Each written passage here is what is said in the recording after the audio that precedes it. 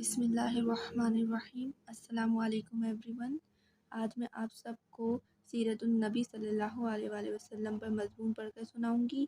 اس مضمون میں آپ کو ان کی شخصیت کے بارے میں پتہ چلے گا اور اس مضمون کو آپ اپنے اسکول کے ہوم ورک میں بھی لکھ سکتے ہیں۔ تو چلیں سٹارٹ کرتے ہیں۔ اس طریقے سے آپ نے ہیڈنگ دینی ہے سیرت النبی صلی اللہ علیہ وآلہ وسلم، مضمون کی ہیڈنگ دینی ہے اور پھر سٹارٹ کرنا ہے۔ ہمارے پیارے نبی صلی اللہ علیہ وآلہ وسلم دنیا کی بہت عظیم ہستی ہیں۔ ہمارے نبی صلی اللہ علیہ وآلہ وسلم عرب کی قبیلے قریش سے تعلق رکھتے تھے۔ ہمارے نبی صلی اللہ علیہ وآلہ وسلم سے ہی ساری دنیا میں اسلام پھیلا۔ اس کائنات میں آپ صلی اللہ علیہ وآلہ وسلم کی حیثیت بے مثال ہے، جو غار ہیرا سے طلوع ہوئی اور ساری دنیا میں چھا گئی۔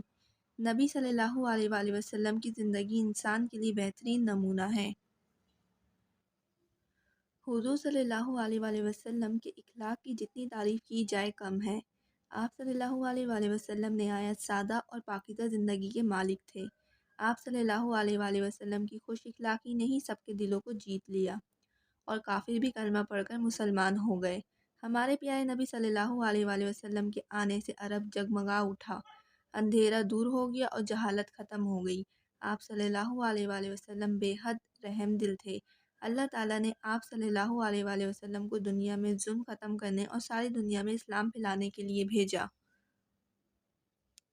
آپ صلی اللہ علیہ وآلہ وسلم کی سیرت، خوش مزاجی اور روزمرہ زندگی سے پتہ چلتا ہے کہ ہمارے نبی صلی اللہ علیہ وآلہ وسلم سچ کے راستے پر چلنے والے اور میٹھی زبان بولنے والے تھے۔ آپ صلی اللہ علیہ وآلہ وسلم کے آنے سے پہلے عرب جہالت میں ڈوبا ہوا تھا۔ اس دور میں بیٹیوں کو زندہ دفنا دیا جاتا تھا۔ آپ صلی اللہ علیہ وآلہ وسلم کے آنے سے یہ دور ختم ہوا۔ آپ صلی اللہ علیہ وآلہ وسلم بچوں سے بہت زیادہ محبت کرتے، خاص طور سے یتیم بچوں سے بے انتہا پیار کرتے۔ آپ صلی اللہ علیہ وآلہ وسلم امین اور صادق کے نام سے مشہور تھے۔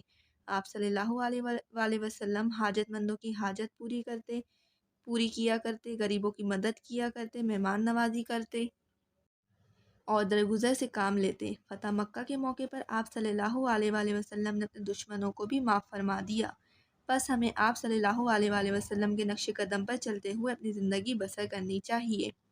اظہار عشق سے تو خدا بھی نہ رہ سکا، اظہار عشق سے تو خدا بھی نہ رہ سکا، تعریف حسن محمد صلی اللہ علیہ وآلہ وسلم میں سارا قرآن لکھ دیا۔ جزاک اللہ۔